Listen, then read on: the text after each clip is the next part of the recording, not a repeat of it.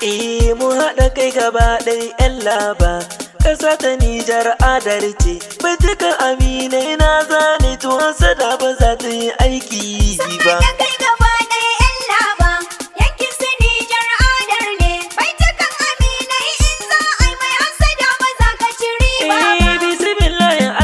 Sarki na mai bani yau da kullum kai nai dai. Ka bani kariya waka zane kai ne kayo halitta kai nai dai. Kai ne ka kage ga miji yayi rasu mai ambatan ka sarki kai nai dai. Ka bani ilimi ya Allah na ƙara baitukan ban fasa ba.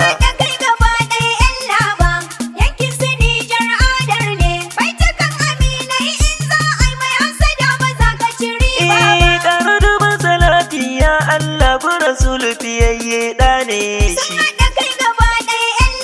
Tsira aminci duka ya Allah ka bashi wanda zai ceto ne shi. Sanyo dukan sahabbai har ahali mai bisu shi nake bi hanyar shi. Kasa gari na Laba har da niyya sunnar shi mu ba za mu ƙi gado ba.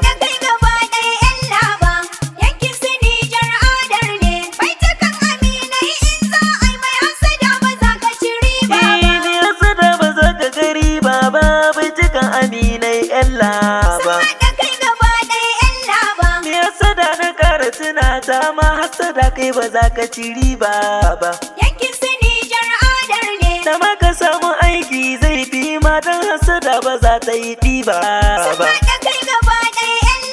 Wakar kuna daɗe ban tsara ba, da ni da ku nufi na sai raba.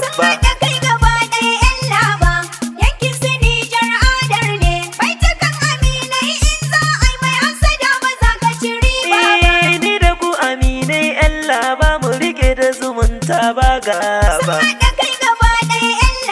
Yaya Musa yaro ɗan Laba shi ya ce min na tsaro baitin ba.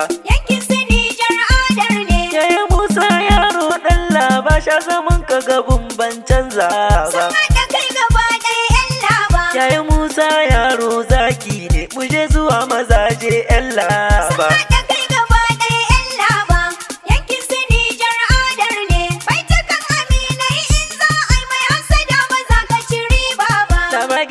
Ce Laba gebe, Laba tudu ce Laba yamma, Laba kurar mota ko ta ina cikin gari na ban ɗebe ba.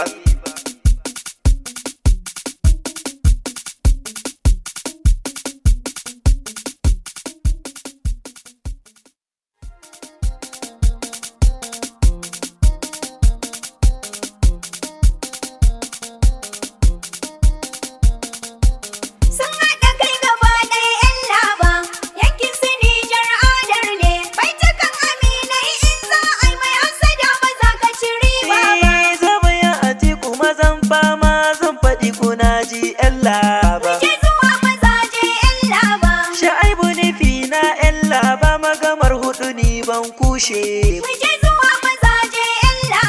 Sha'aibu gwani na 'yan Laba kaya yake da makiya kai duba. Sha'aibu zaba ya rabi na roko ya kare mu da sharrin 'yan zamba.